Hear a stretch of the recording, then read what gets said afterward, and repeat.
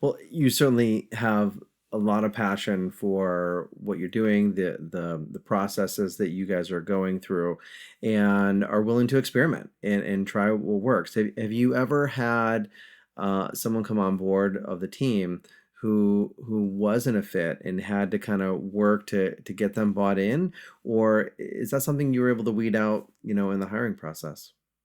So this is also interesting. Um, Somehow, and this speaks to also just us doing the opposite. Um, Almost to a person, the hiring process basically involves um, a short discussion that's like, what are your passions? What are you interested in? To kind of gauge their jadedness, their level of, how far deep into the weeds are they, or is there any passion that we can latch onto? And if we see that spark, that's all it takes to us, right? We see the spark and we're like, we don't even maybe know what you're going to do for us or how it could be aligned, but we're very interested in where the company goes if you're part of it. And so then we bring them on. And then what happens is, especially depending on how many more traditional roles that they have to a person, a probably 3 to 6 month adjustment period that involves, I mean, things is like almost everybody for weeks at a time will ghost us, just disappear, not have any idea what to do because they're all of a sudden in this environment where it's like, I don't know, go look for something and figure out what you want to do.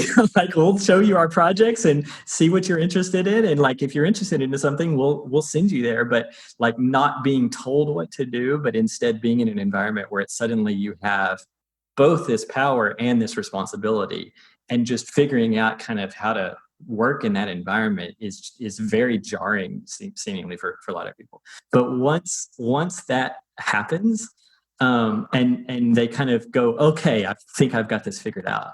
They're here for life. There is not, I mean, I hesitate to say 100% because I'm probably forgetting a story, but it's close to that. Um, every single person that I've ever hired is still here, no matter when I've hired them. They're all still here, and they're all still insanely happy, and they're all still insanely productive. And I feel like that speaks to something that we're doing right. So, I guess to answer your question, it's not about like, I feel like if we had unlimited money, we could we could approach anybody on any street and say, what's your passion? And find a place for them at Kuvio. We're never going to have unlimited money, right? And so the next best thing that we can do is hopefully empower other organizations to take on some of that load and find different ways of hiring and stop with the power structure of hiring, right? Like the best interviewer, if you have really good interviewing skills and, play those kind of politics, you're not going to be hiring the kinds of people who are going to be delivering the best value for your company. But you're also not going to be doing that until you figure out a way to give them the space to deliver that value. And that's the more important thing, right? If you give somebody the space and you as a company who has, thousands of times more assets than that individual person, it is your job as a company to be the one in that relationship that is giving the space and is giving the resources and is giving everything possible, right?